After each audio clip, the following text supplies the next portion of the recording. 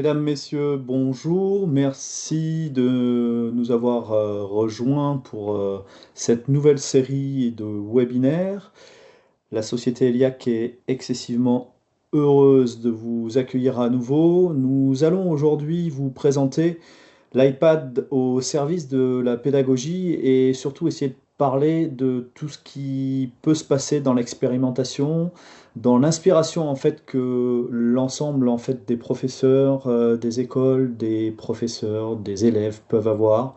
C'est important de parler d'inspiration en ce moment. Je pense qu'il est vraiment euh, urgent de pouvoir libérer un petit peu toutes les capacités de nos iPads autour des applicatifs que nous pouvons en faire. Et pour cela, en fait, nous allons tout au long en fait, du webinaire vous faire découvrir pas mal d'expérimentations sur justement le fonctionnement de celui-ci. Nous accueillons aujourd'hui Sébastien Guilleron, pardon. Sébastien, il est formateur et numérique éducatif et APLS pour Apple. Nous allons tout au long effectivement de ce webinaire vous présenter un petit peu tout ce qu'il a dans la tête et Dieu sait s'il en a. Je suis pour ma part donc Jean-Yves Borit-Sinetti, je suis responsable du marché Apple chez Eliac et je vais essayer d'être non pas le contradicteur mais on va dire la bonne aventure de Sébastien pour essayer en fait de pousser un petit peu Sébastien dans ses retranchements. Bien entendu, comme à nos habitudes sur les webinaires, n'oubliez pas, si vous pouvez, si vous avez 2 minutes, de nous remplir l'intégralité des questionnaires de satisfaction. C'est pas très long et nous, ça nous aide à nous améliorer. Ça va m'aider un petit peu à avoir un peu moins de coupures dans ma voix, peut-être, on ne sait jamais. Mais en tout cas, c'est vrai que c'est quelque chose qui nous tient à cœur au niveau du marketing, donc n'hésitez pas. Je vais donc passer la main à Monsieur Sébastien qui va pouvoir en fait nous aider à un peu mieux comprendre comment on crée et comment on s'inspire. Merci beaucoup. Bonjour à toutes et à tous. Donc Sébastien Guilleron, je suis formateur en numérique éducatif, hein. J'ai été professeur d'anglais auparavant et ça fait maintenant 13 ans que je suis formateur agréé Apple Éducation. Et donc merci de cette invitation. Jean-Yves va présenter très très rapidement des usages disciplinaires de l'iPad. Ça fait 13 ans moi que j'accompagne des établissements sur le déploiement de projets et je vais vous montrer quelques petits projets qu'on leur avait proposés. On commence, me semble-t-il, par les mathématiques. Et pour les mathématiques, je vous propose un petit travail autour du vecteur. On va se placer dans une approche pluridisciplinaire. Le vecteur, on le voit en seconde. Ça tombe bien parce qu'en seconde, en sciences, on voit également la gravité et qu'on pourrait imaginer des activités de mise en scène autour de la gravité et autour du vecteur, de façon à pouvoir enregistrer une petite vidéo permettant de définir tout ça. Donc, si vous êtes d'accord, c'est parti pour cette petite vidéo. Et le choix que j'ai fait en termes d'application pour générer cette vidéo, on va partir sur Keynote, hein, Keynote qui est l'application de diaporama intégrée à l'iPad. Et je vais choisir un thème, je vais choisir un modèle vierge pour commencer. Je vais partir sur un modèle tout bête, le noir basique, je le sélectionne. Keynote le télécharge. Il va s'ouvrir tout de suite et je vais pouvoir remplacer les éléments fictifs. Donc le titre de la présentation, je vais y mettre la gravité. Je vais supprimer les éléments fictifs dont je n'ai pas besoin. Je vais rajouter une diapositive vierge pour pouvoir y placer une prise de vue vidéo que j'ai faite avec l'appareil photo de l'iPad. Donc, je vais toucher multimédia, photo ou vidéo parce que j'ai filmé au ralenti un collègue qui lâche un ballon depuis le premier étage. J'insère cette vidéo. Je la positionne pour qu'elle soit correctement placée sur ma diapositive, qu'elle occupe un maximum de l'écran. Et donc là, vous voyez en direct mon collègue qui lâche un ballon qu'on avait lesté et j'ai filmé la chute de ce ballon au ralenti. L'idée va être d'utiliser cette vidéo pour expliquer le concept de vecteur et le concept de gravité. Pour ça, ben, je vais rajouter des éléments sur cette vidéo qui vont apparaître au bon moment et je vais pouvoir insérer des formes et je vais utiliser la forme flèche. Je vais redimensionner, comme vous le voyez, ma flèche. Je vais ensuite, avec deux doigts, la réincliner. Alors voilà, ça c'est réincliner avec deux doigts. Ça se fait, allez, on va y arriver. Voilà, tranquillement. Voilà, super. Je la déplace, je la mets à la verticale et je la positionne juste sous mon ballon. Je vais en changer la couleur pour qu'on la voit bien. Je vais partir sur une petite couleur. Voilà, on va chercher dans les rouges ou les orangés. Les orangés. Le orangé va être impeccable. Voilà. Comme ça se détache bien. Et je vais alors pouvoir lui ajouter une animation d'apparition. Donc, je vais toucher Ajouter une entrée. Je vais sélectionner le balayage, mais le balayage est latéral. Une fois que j'ai validé par contre mon animation, je vais pouvoir modifier les paramètres, lui demander que le balayage se fasse à partir du haut vers le bas et modifier aussi le déclenchement de mon apparition, puisque j'ai calculé, en fait, mon ballon commence à chuter 5 secondes 30 après le début de la vidéo. Donc, je vais le lancer avec la compo 1, c'est-à-dire la vidéo, mais un délai de 5,5 secondes. Comme ça, le vecteur commencera à apparaître au bon moment. Puis, comme j'ai chronométré, mon ballon, il tombe pendant 8 secondes. Voilà, je le fais au doigt en même temps, c'est pas forcément... Voilà, super, 8 secondes.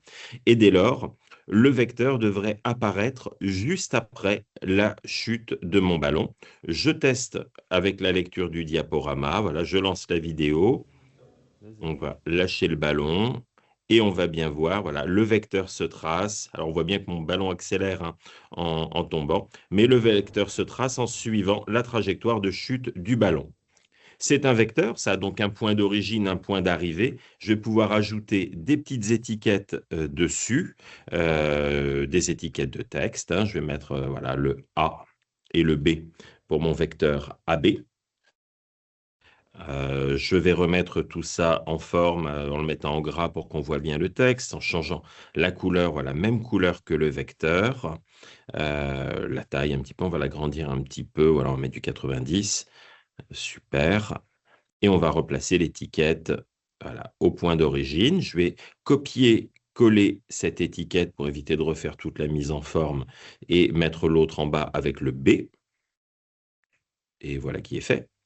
Et ces étiquettes, je vais les faire apparaître, hein, avec donc les points de suspension animés.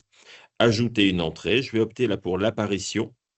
Ça va apparaître d'un seul coup. Et cette apparition, je vais encore jouer avec le déclenchement. Je vais positionner l'apparition juste après la composition 2, c'est-à-dire après le tracé de mon vecteur.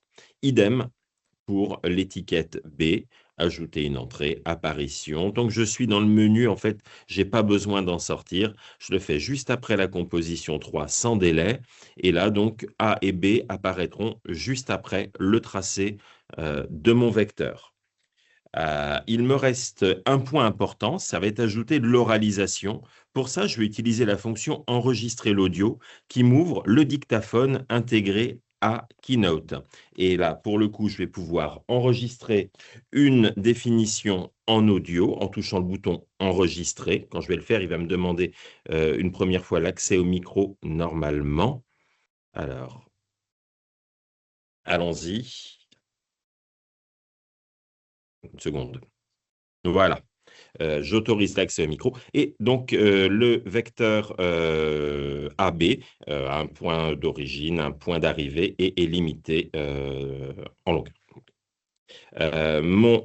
Ma pastille audio est enregistrée, je peux la positionner où je veux et avec le menu animé, je peux encore en lancer le déclenchement quand bon me semble. Alors, il me propose qu'avant ou après la compo 4, c'est pas grave. En touchant les trois petits tirets en haut à droite, j'ai l'ordre de composition et en maintenant enfoncé, en maintenant appuyé enregistrement audio, je peux le déployer pour qu'il se démarre en même temps que la vidéo. Il me reste à ajouter sur ma diapo de titre un petit effet rigolo pour la gravité. On va mettre le dépôt, voilà, comme ça tombe et ça illustre bien la notion. Je vais dès lors renommer mon diaporama. Voilà, définition, allez, définition gravité. Voilà. Et ceci étant fait, ben, je n'ai plus qu'à exporter mon diaporama au format vidéo. Et avec tout ça, il va me créer une capsule vidéo. Je vais réduire les transitions et les changements de diapo à 0 seconde. J'ai pas de texte dans ma vidéo, donc 720 pixels sera impeccable. Je touche exporter. Il compile ma vidéo automatiquement et il me propose de l'exporter, de l'enregistrer directement dans mon iPad. Je demande l'accès aux photos, voilà, j'enregistre dans l'iPad et dans ma galerie photo, dans les éléments enregistrés récemment, voilà, je retrouve la vidéo que je viens de concevoir au format vidéo avec le tracé de mon vecteur et tous les éléments qui apparaîtront ensuite et mon commentaire audio sur la définition de la gravité ou du vecteur au choix. Donc, on demande en fait par ce type d'activité à l'élève de réexpliquer une notion qui a été apprise en classe. On lui demande de la mettre en image, de l'expérimenter, de dire d'expliquer à ses camarades également ben, tout ce qu'il y a autour de cette notion et ça va participer d'un ancrage pluriel de l'information. Hein. On va donner une explication, on va la dire, on va rédiger tous ces éléments-là en amont, réfléchir à une expérimentation, partager tout ça pour expliquer à ses pairs. Clairement, la définition du vecteur ou la définition de la gravité au choix seront bien ancrés avec cette activité. Voilà pour cette première activité, Jean-Yves. Je ne sais pas s'il y a eu des questions.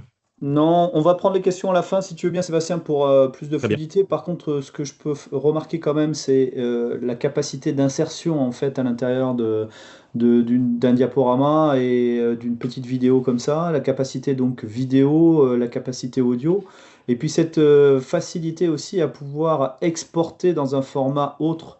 Quand tu nous as montré rapidement, et ça c'est super, une fois que tu as fait ton travail et que tu as bien expliqué en fait le schéma, derrière de pouvoir pousser en PowerPoint demain matin, si on n'a pas, tout le monde n'a pas un Mac derrière avec effectivement des capacités intégrées, et c'est vrai qu'on peut exporter tout de suite, hein. On parle de Keynote parce que c'est intégré et c'est complètement en fait mis en place à l'intérieur en fait d'un iPad ou d'un Mac ou même d'un iPhone d'ailleurs. Mais si vous n'avez pas ça, vous pouvez effectivement l'exporter sur la suite Microsoft et ça marche aussi bien pour pouvoir démontrer à vos élèves. Et ça, c'est vraiment C'est- aussi une force aujourd'hui d'Apple, c'est pouvoir s'implémenter et exporter en fait vers des suites en fait qui ne seraient pas effectivement des suites Apple.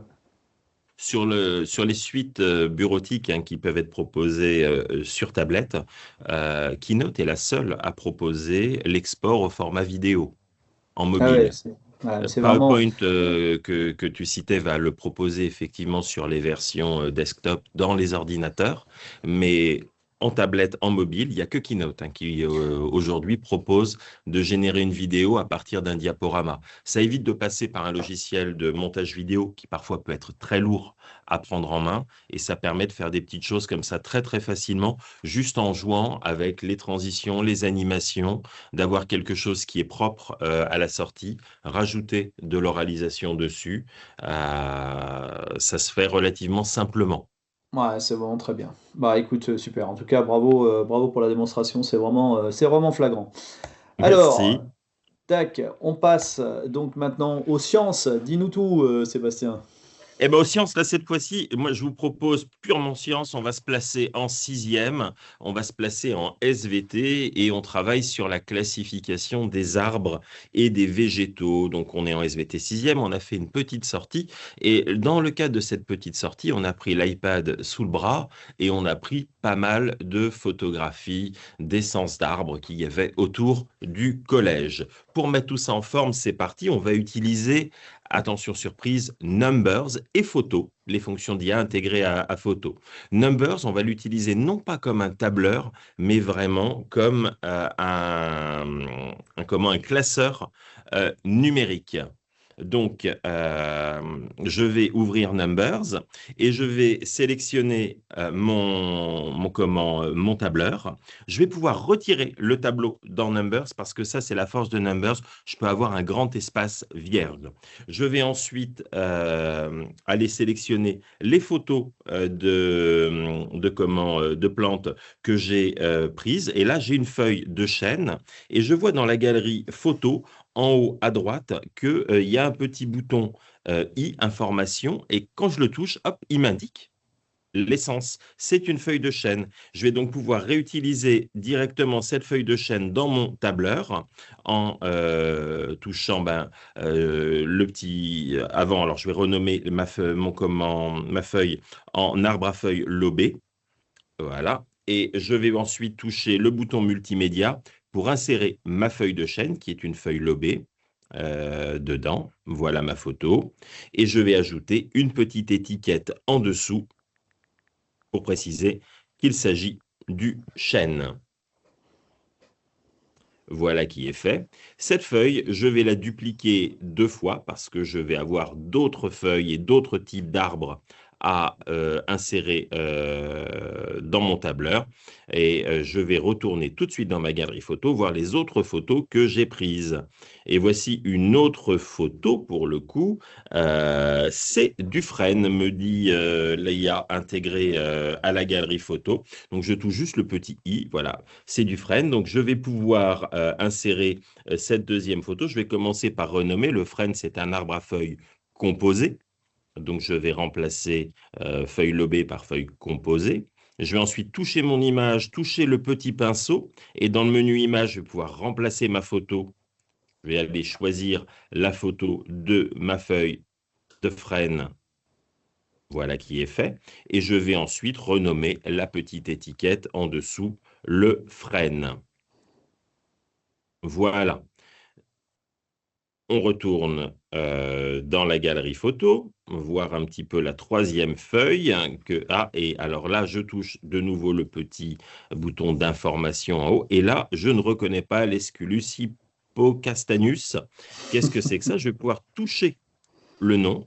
Il va m'indiquer les résultats, les connaissances Siri. Je vais toucher le premier résultat et sans sortir de l'application photo, Ah, il c'est va génial ça. m'afficher la page Wikipédia pour m'indiquer que c'est un marronnier commun ou marronnier d'Inde ou marronnier d'Europe. C'est un marronnier tout simplement. Donc, je vais pouvoir retourner sereinement dans Numbers. Et le marronnier, c'est un arbre à feuilles palmées. Donc, je vais remplacer, voilà, arbre à feuilles palmées. Et ES, c'est mieux. Voilà qui est fait. Remplacer à nouveau mon image par la bonne photo.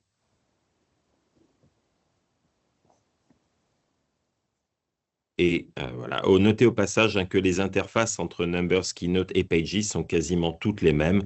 Et je renomme le marronnier. Donc jusqu'ici, c'est sympathique, mais ça manque un petit peu d'interactivité pour naviguer là-dedans. Je peux passer d'une page à l'autre, mais je ne peux rien faire de plus.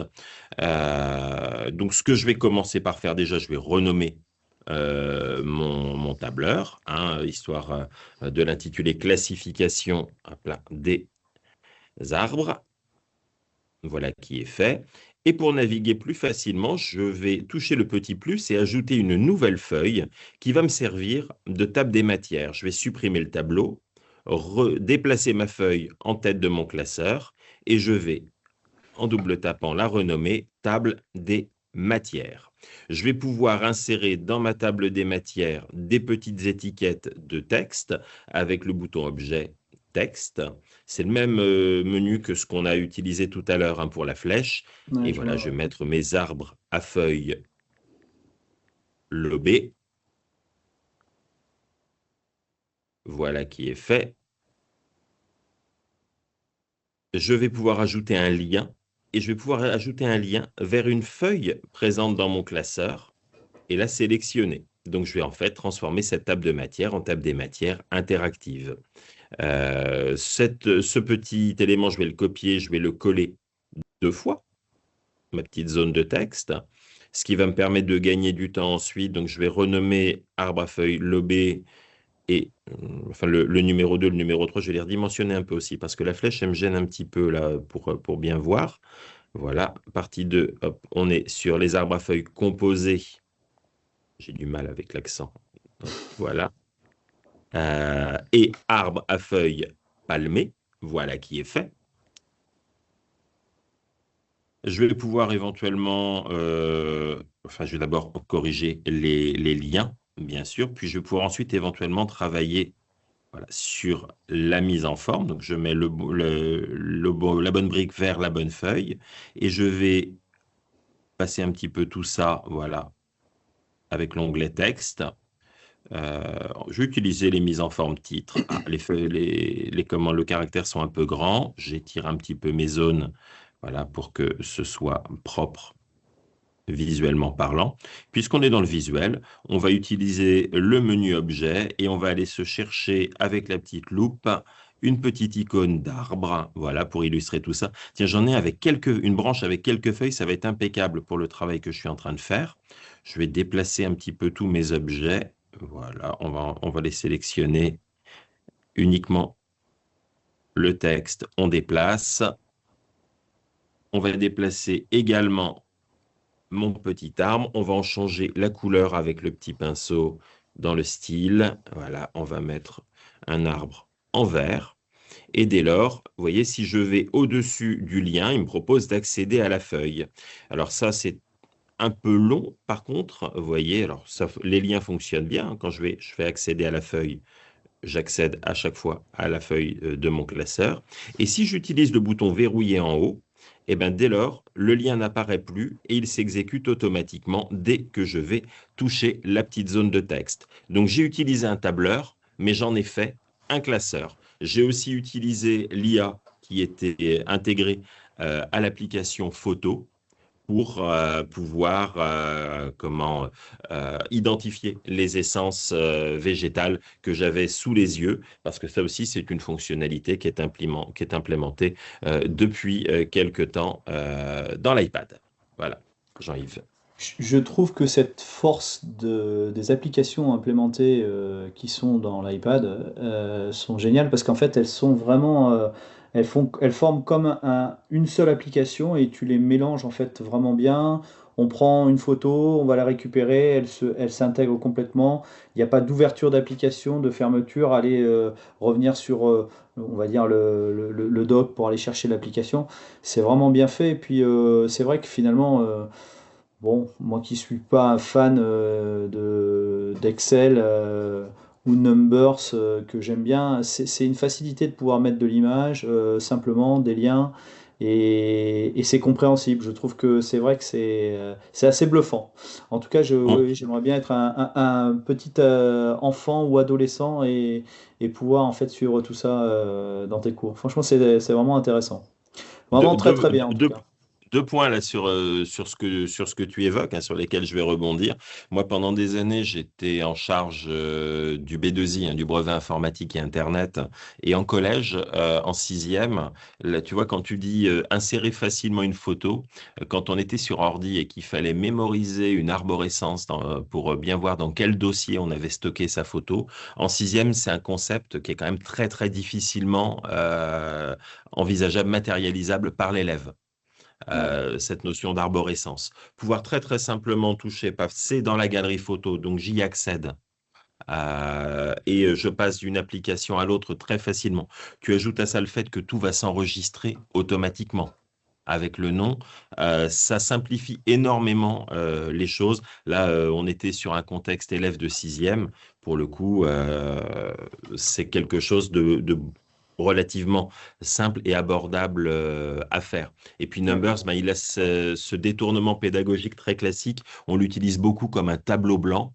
Il suffit de supprimer le tableau, ce qu'on ne peut pas faire dans Hmm. les autres tableurs. Tous les autres tableurs fonctionnent obligatoirement avec le tableau. Numbers, on peut s'en affranchir et l'utiliser comme un classeur. Et Ouais, ça d'accord. aussi, c'est une force exceptionnelle. Pour faire en sciences, ben, j'ai vu moi beaucoup de petits cahiers de TD qui Hmm. sont faits sur Numbers, voilà, avec la table des matières. On diffuse cet élément-là aux élèves. Ils naviguent tout seuls dedans. Et bien sûr, on peut garder dans ce classeur toutes les fonctionnalités du tableur, mais ça, j'y reviendrai tout à l'heure. Allez, c'est parti parce on va pas continuer sans parler de français parce que c'est quand même quelque chose qui nous permet d'enrichir aujourd'hui le temps qu'on passe dans le numérique. Raconte-nous un petit peu tout ça, Sébastien, s'il te plaît.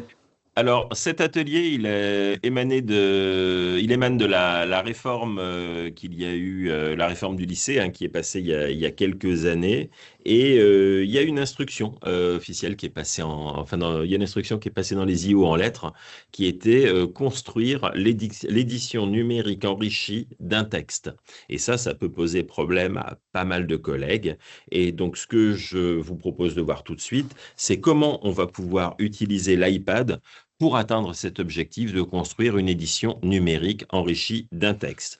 Donc là, c'est parti pour la démo.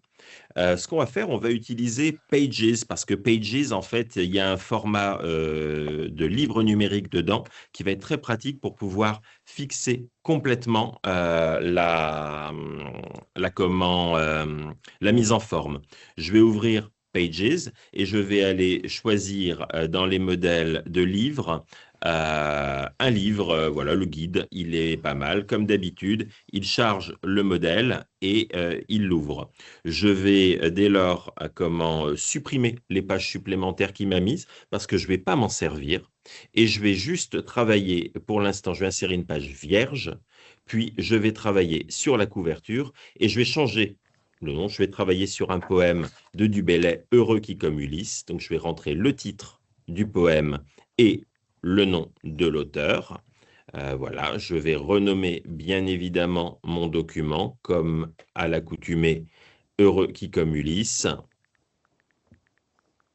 Et enfin, je vais remplacer l'image de fond par un portrait de Joachim du Bellay que j'ai enregistré dans ma galerie photo. Ça, c'est tout l'art des éléments fictifs. Je vais aller sur ma page vierge. Alors, j'ai copié-collé le texte du poème. Je vais le poser et je vais commencer par travailler sur les schémas de rimes. Pour ça, je vais commencer par mettre en gras pour qu'on les voit bien déjà les derniers mots de la première strophe.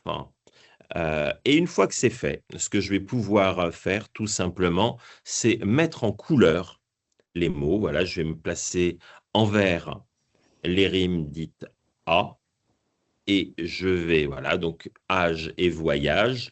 En bleu, les rimes dites B, toison, et je vais aller ensuite sur raison.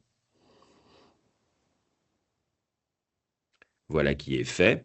Et le schéma des rimes embrassées, ma foi, je vais pouvoir le mettre en évidence avec une petite parenthèse, tout simplement, que je vais mettre dans une zone de texte et que je vais redimensionner. Voilà, il sera très très bien en taille 40 en gras. Je vais lui donner la bonne couleur. Cette forme, comme tout à l'heure dans Keynote, je vais la copier-coller. Là, je vais changer la taille, 90 normalement.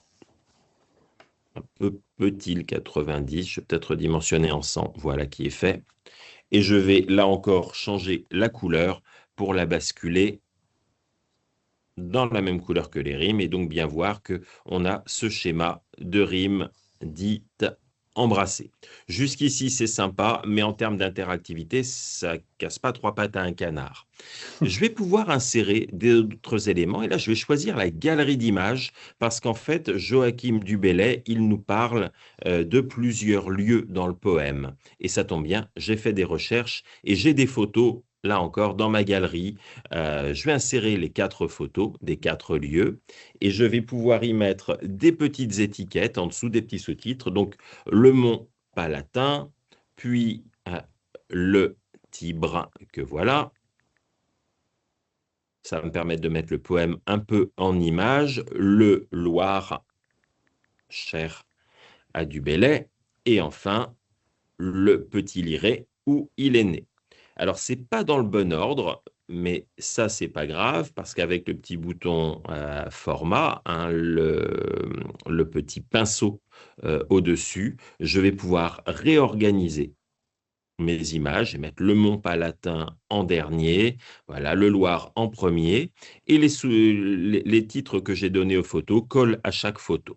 Je vais pouvoir aussi travailler sur l'oralisation parce que je peux insérer dans Pages des vidéos web. Et ça tombe super bien parce que j'ai trouvé sur YouTube une lecture sur la minute de poésie de Heureux qui comme Ulysse. Je vais donc pouvoir copier le lien YouTube, je vais retourner dans Pages et dans multimédia vidéo web, je vais coller simplement l'URL de la vidéo YouTube, puis valider en faisant insérer et hop, ma vidéo est automatiquement insérée à mon document. Je vais donc pouvoir la déplacer, travailler un petit peu ma mise en page, positionner mes éléments comme bon me semble, et lorsque je suis satisfait de tout ça, je vais pouvoir exporter mon livre au format EPUB, le format livre numérique qui me permettra de l'ouvrir dans la liseuse. Là encore, il compile, il me propose de partager automatiquement mon livre et je vais pouvoir l'ouvrir dans l'application livre, la liseuse intégrée à l'iPad. Et là, je vois que mon livre, il s'ouvre avec sa couverture et les éléments multimédia que j'ai insérés, aussi bien ma vidéo YouTube que ma galerie photo, qui sont dès lors tactiles et réactifs. Voilà, sur ces éléments de présentation des usages de Pages pour construire une édition numérique enrichie d'un texte. Bon, ça m'amène quand même à des questions. Le livre, en fait, bon, tout le monde, effectivement, prend un livre pour lire et sentir les pages. Les élèves, ils ressentent quoi aujourd'hui quand ils ont un iPad aujourd'hui et que tu leur fais construire est-ce qu'il y a une sorte, en fait, d'envie d'aller plus loin, insérer de la vidéo, insérer, en fait, des choses différentes? Qu'est-ce que tu as ressenti quand tu faisais des cours par rapport à ça? Alors, ce qui est intéressant quand tu travailles, hein, moi, ça pour le coup, je l'ai fait pas mal de fois en anglais, ce qui est super intéressant quand tu construis ce type de document, c'est de ne pas prendre le document numérique comme, si tu veux, faut vraiment c'est une alternative au document, c'est pas une alternative au document papier, c'est complémentaire. Et moi, chaque fois que je faisais créer des documents numériques, c'est pour faire quelque chose que tu ne peux pas faire sur papier. Là, on va ajouter au poème, juste en regard, la lecture, donc une composante oralisation qui est ultra importante et qu'on ne peut pas avoir dans un livre papier. Tu vas juste toucher le bouton play à côté, tu vas entendre le poème qui est juste en regard de la lecture.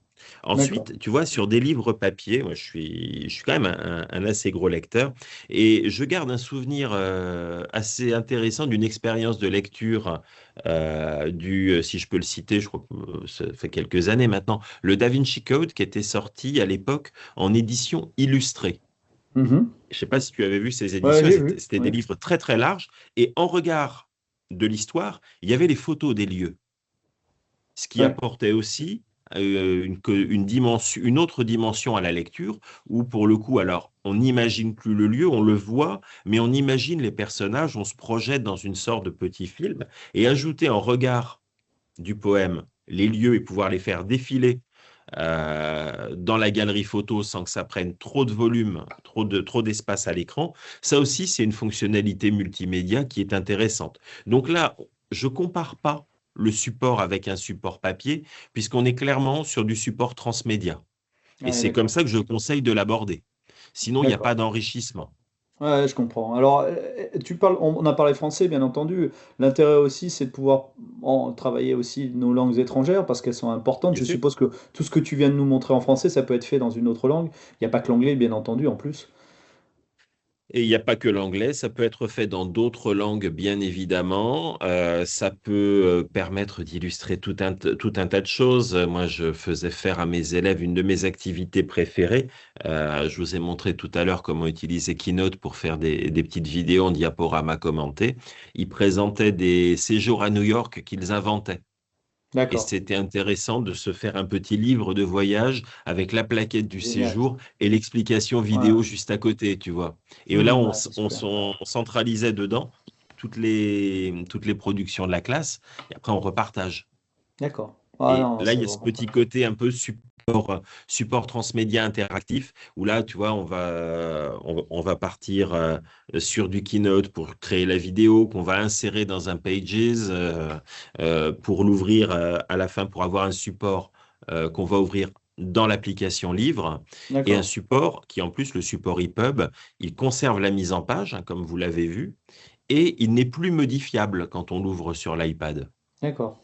J'ai accès au Ouais. multimédia, mais plutôt que d'avoir un document Pages potentiellement modifiable, là, je vais récupérer quelque chose qui va être figé, D'accord. mais interactif. Le PDF, je récupère pas la vidéo dedans. Ouais, c'est plat. Ok. Bon, allez, c'est parti, on va continuer parce qu'on on passera des heures à se questionner l'un et l'autre. Alors, tu nous parles de PS maintenant parce que c'est quand même bien le sport finalement une fois qu'on a bien Voilà. travaillé. Alors, Dis-me tout. le PS, moi, un des points sur lesquels l'iPad est extrêmement fort, on va rappeler que le PS, on donne quand même la priorité à la pratique sportive avec les élèves. Et l'objectif principal du cours de PS, c'est pratiquer. Mais en dehors du cours de PS, que faire de cette pratique? Et dans la pratique sportive, il y a aussi tout ce qui est encadrement, arbitrage. Et là, l'iPad, il a une carte à jouer en termes d'évaluation ou auto-évaluation par l'image.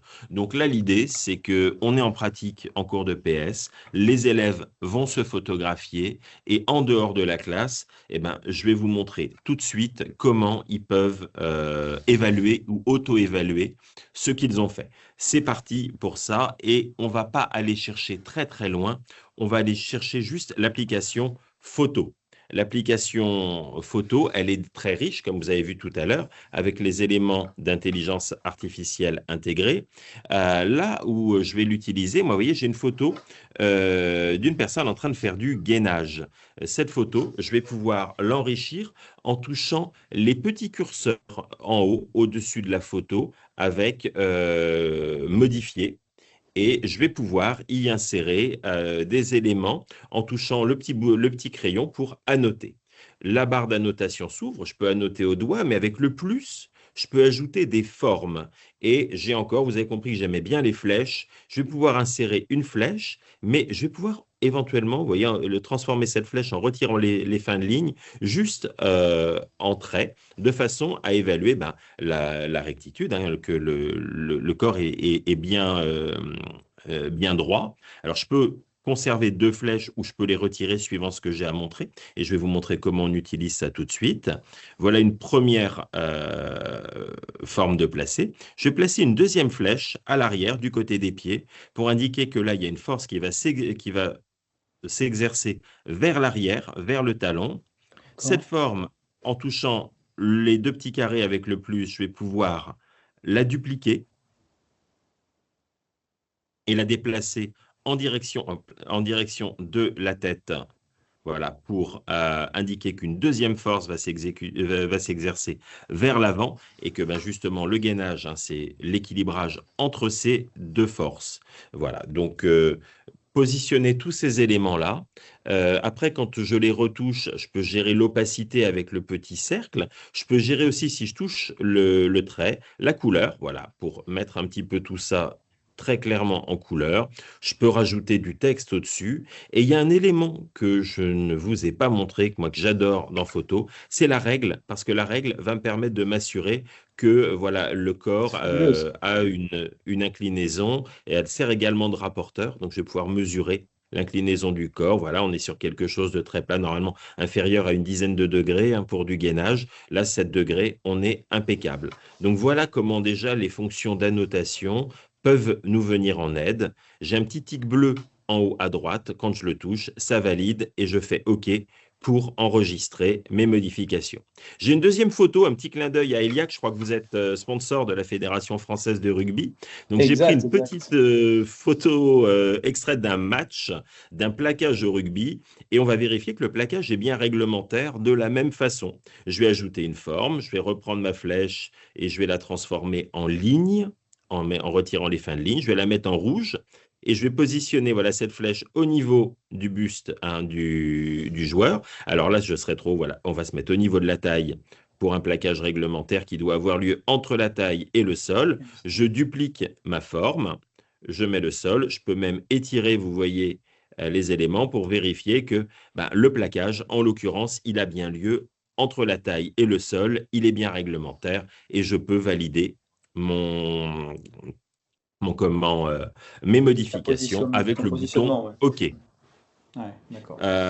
Ces images modifiées, je les conserve telles quelles dans la galerie. Je peux toujours les restaurer, hein. J'ai trois petits points les petits points de suspension me permettent de revenir à l'état original de la photo d'une part. D'autre part, ce qui est super intéressant, c'est que je vais pouvoir l'utiliser en combinaison avec ce que je vous montrais en SVT tout à l'heure. Ces images modifiées, elles peuvent s'insérer dans un classeur. Ce classeur, j'évoquais la réforme du lycée tout à l'heure, on demande aux lycéens de générer leur propre carnet d'entraînement. C'est-à-dire que je peux avoir un carnet d'entraînement sous Numbers qui va fonctionner comme un classeur où je vais pouvoir insérer des photos prises pendant la pratique sportive, utiliser tout le potentiel du tableur pour également insérer des données. Hein, si je suis en course d'endurance, en régularité, je vais pouvoir insérer toutes les données que j'ai recueillies.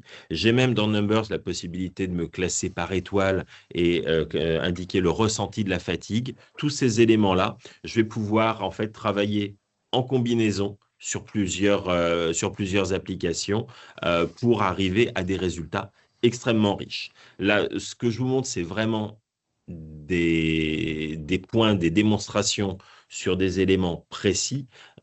Il faut bien penser beaucoup plus large et mélanger ces éléments les uns avec les autres. Et là, la seule limite, finalement, ce sera votre créativité.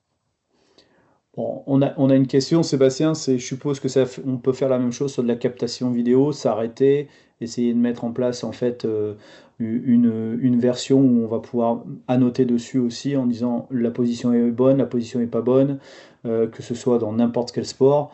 Voilà, on peut prendre le rugby où effectivement c'est flagrant quand on fait une erreur et qu'on a une passe qui effectivement n'est pas derrière, qu'on fait effectivement. Alors, Euh, comment ça se passe non, ça? là, on va passer par de l'applicatif plus spécifique si on veut de la D'accord, notation sur de la vidéo. On va pas pouvoir le faire directement dans la galerie photo, la d'accord. notation vidéo.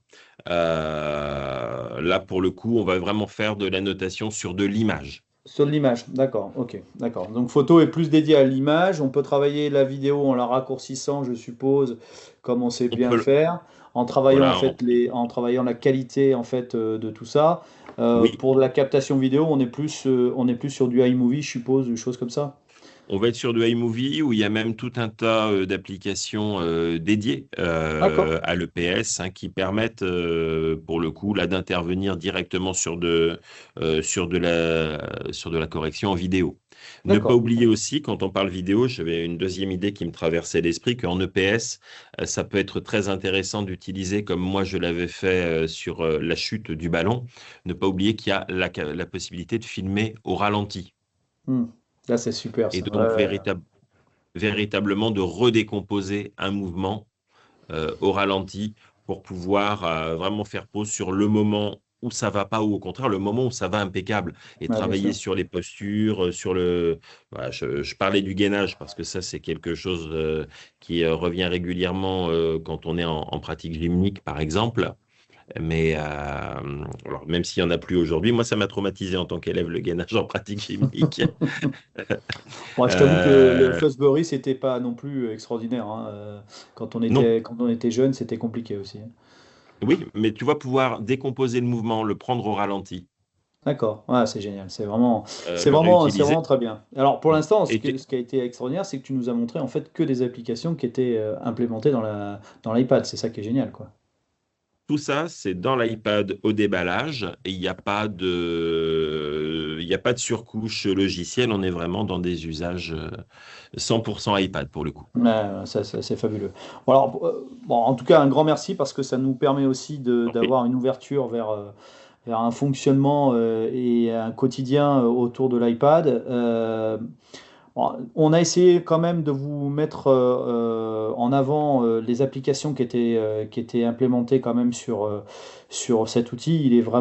C'est vraiment un moyen différent et différenciant à la fois d'étudier, mais à la fois d'inspirer aussi des élèves et des jeunes qui voudraient effectivement faire des annotations. Et puis vous voyez, on peut travailler la vidéo, on peut travailler le son.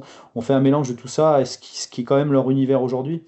Petite application qui me vient dans ma tête que j'utilisais beaucoup, ayant aussi un peu donné de cours, c'est Clip, hein, qui est une application aujourd'hui d'Apple qui est vraiment géniale.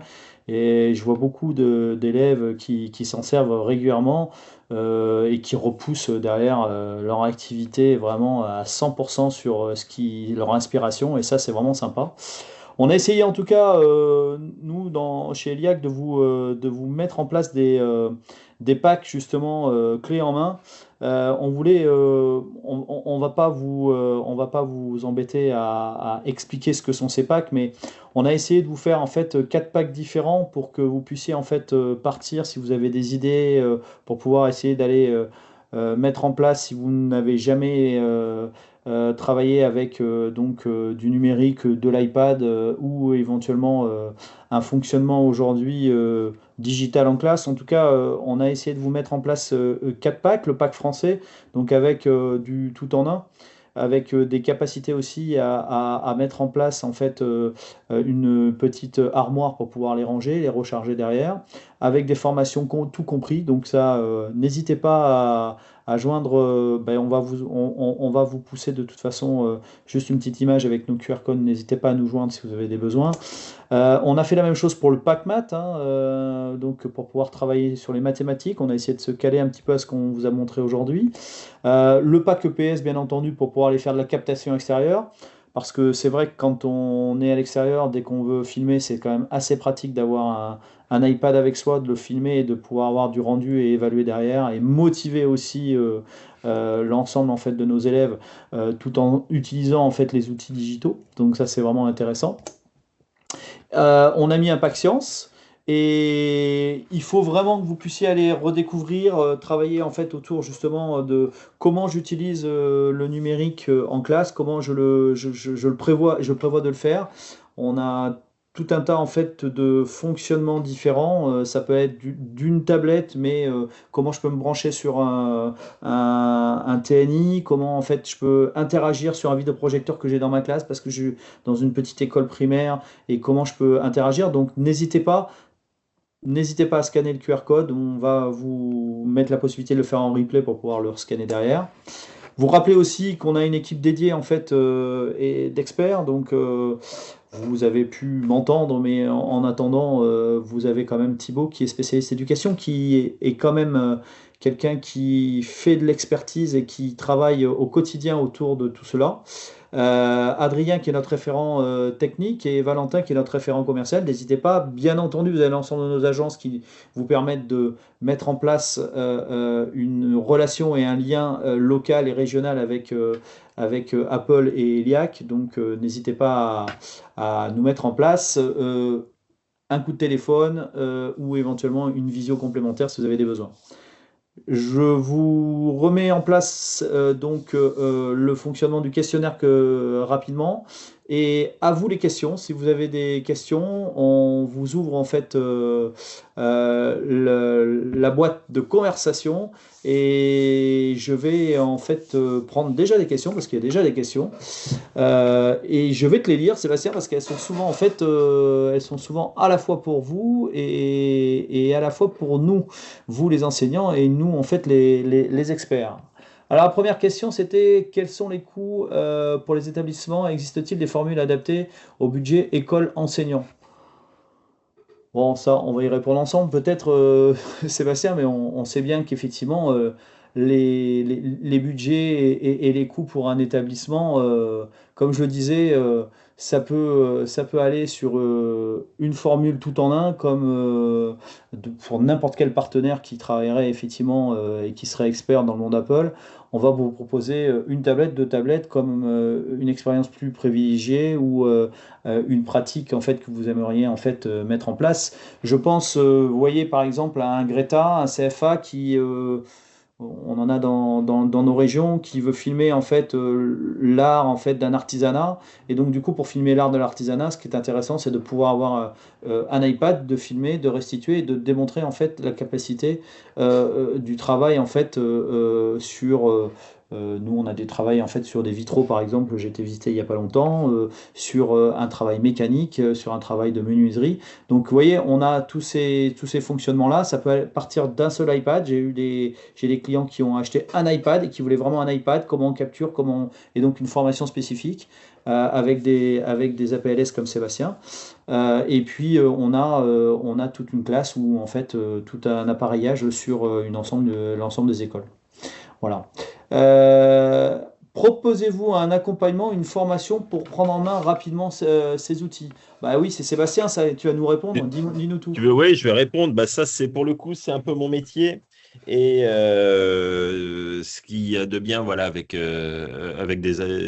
enfin, quand vous passez par des revendeurs experts, le matériel ne vous est pas livré brut. Nous sommes pas mal enfin pas mal. Je crois je vais dire une bêtise, on est plusieurs dizaines de formateurs agréés Apple Éducation, hein, d'APLS en France. Je ne vais pas vous donner de chiffres précis parce que je ne l'ai pas en tête. Les déploiements d'iPad sont toujours accompagnés d'interventions avec différents niveaux de commandes d'intervention qui vont véritablement de la prise en main découverte aux usages disciplinaires, transdisciplinaires plus approfondis. Voilà, les APLS, on est rodés, aguerris à traiter toutes ces questions avec vos équipes. Et l'avantage des partenaires Apple Éducation, c'est que derrière, vous aurez aussi tout un travail de recueil de vos besoins, d'ingénierie de formation, et la formation que vous aurez dans votre établissement ne sera pas la même que celle qui sera proposée à l'établissement d'à côté, parce que vos enseignants ont des besoins voilà, qui leur sont spécifiques. Donc, vous n'êtes pas livré à vous-même sur ce type de matériel. Bon, vous savez que on fonctionne aujourd'hui dans le secteur en fait public, on fonctionne avec des marchés. En général, vous fonctionnez avec soit des appels d'offres, soit des marchés. On a quand même aujourd'hui la capacité en fait de vous accompagner autour du RESA ou autour de la Canut. Donc, ce sont deux centrales qui sont importantes aujourd'hui et pour lesquelles il faut que vous puissiez regarder un petit peu de plus près, à la fois en fait sur l'usage et la formation. Parce que quand on parle de formation, l'intérêt c'est de pouvoir aussi mettre en place un plan de formation et un suivi derrière, parce que le professeur, on peut pas lâcher un professeur comme ça. L'intérêt de tout ça, c'est de pouvoir en fait mettre un plan de formation en route avec un suivi réel autour justement des APLS et des référents chez nous, comme Thibaut qui s'occuperait effectivement de tout cela. Alors la question, on va peut-être prendre une dernière question parce qu'il est 52 puis le temps tourne.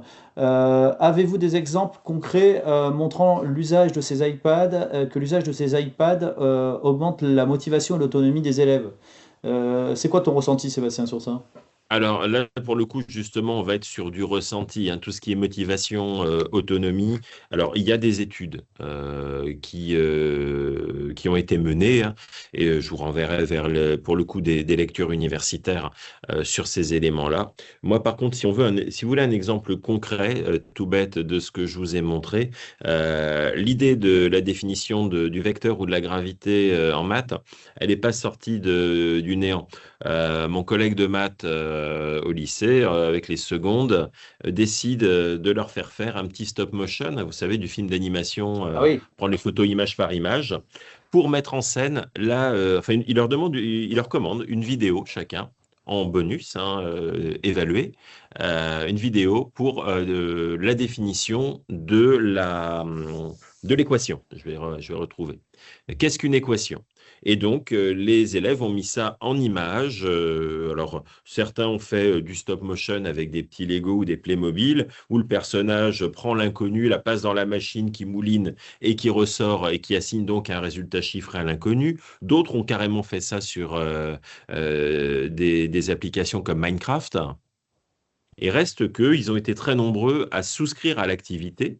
Donc, ça les a intéressés et à rendre leur vidéo. Euh, Ça, c'est le premier point. Et pour le coup, de la motivation, il y en a eu, alors qu'on demande aux élèves de travailler sur la définition de l'équation. Intrinsèquement, c'est pas l'activité la plus motivante nécessairement de la Ouais, Terre. c'est clair. Mais pour le coup, ils se sont lancés dessus. Deuxième point super intéressant, c'est l'échange 3 mois après avec une de ses collègues qui l'avait regardé en disant, je vois vraiment pas pourquoi tu leur demandes de faire ces trucs-là en maths, et qui 3 mois après se plaignait que ses élèves n'aient toujours pas mémorisé ce qu'était une équation. Et lui, il l'a regardé avec un petit sourire et dit, moi, tu sais, ils ont fait des petites vidéos de 30 secondes, mais aujourd'hui, ils n'ont aucun problème avec la Ils ont intégré. définition de l'équation. Ouais, ils ont Et intégré. là, là où ça va être intéressant, c'est vraiment la fixation de l'information à moyen et long terme. D'accord. Une dernière question. Alors, je réponds à l'ami qui nous demande si on peut revenir à la slide du pack science. Ce que je vous propose, c'est de refaire le replay pour pouvoir le voir vous-même en direct. Vous avez juste à faire la demande. Comme ça, c'est tout simple sur le site. Vous inscrivez, vous aurez le lien tout de suite. Ça vous permet en fait de vous poser sur les packs pour éviter justement qu'on revienne en fait sur chaque pack. Et puis, n'hésitez pas à nous contacter sans aucun souci. Je prends une dernière question parce que je vois que le temps tourne, il est 55. Alors, on nous pose comme question comment les élèves récupèrent leur production, comment intégrer des flottes d'iPad dans un environnement existant, et quel environnement de pilotage est proposé aux enseignants, comment fonctionne le SAV. Alors ça, pour le fonctionnement du SAV, ce que je vous propose, c'est qu'on reprenne contact, comme ça on va pas remettre en fait du temps par rapport à ça. On a effectivement toutes les capacités en fait de vous accompagner autour du SAV, de la maintenance au quotidien. Ça peut être sur une garantie en fait à moyen et long terme, sans aucun problème. L'environnement de pilotage qui est proposé aux enseignants, on le fait toujours autour des APLS.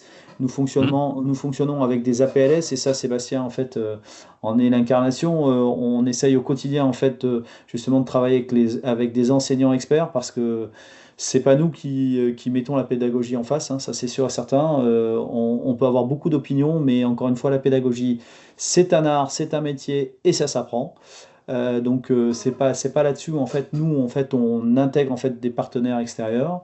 Comment intégrer les flottes d'iPad dans un environnement existant, bien entendu avec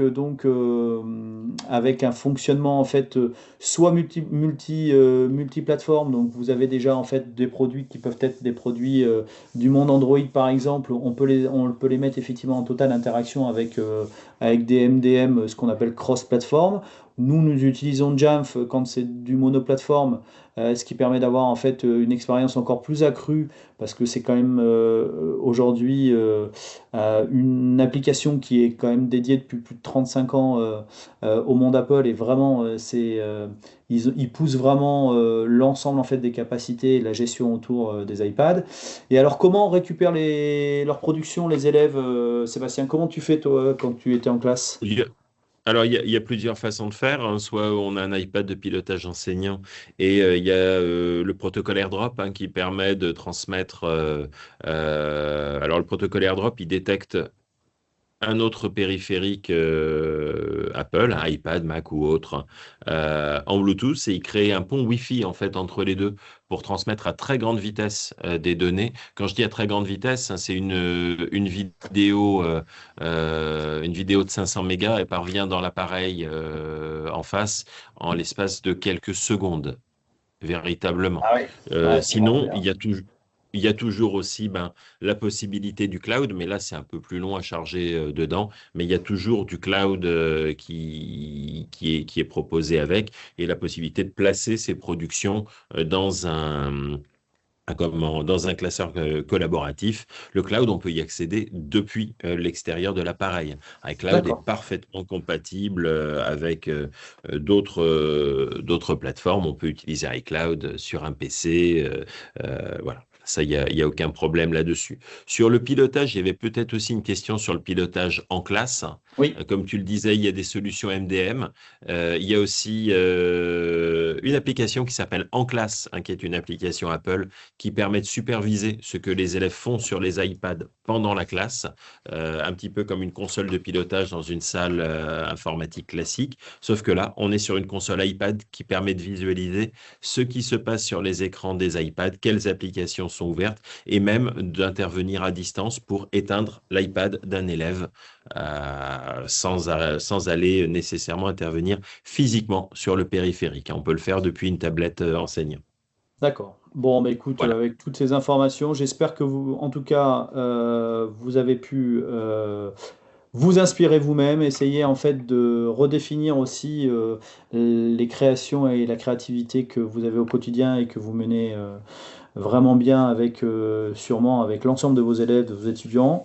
Revoyons-nous à un prochain épisode. Un grand merci à toi Sébastien pour tout ce que tu as pu nous démontrer et nous vous souhaitons une excellente journée et ben, écoutez, restez en forme. À bientôt. Merci.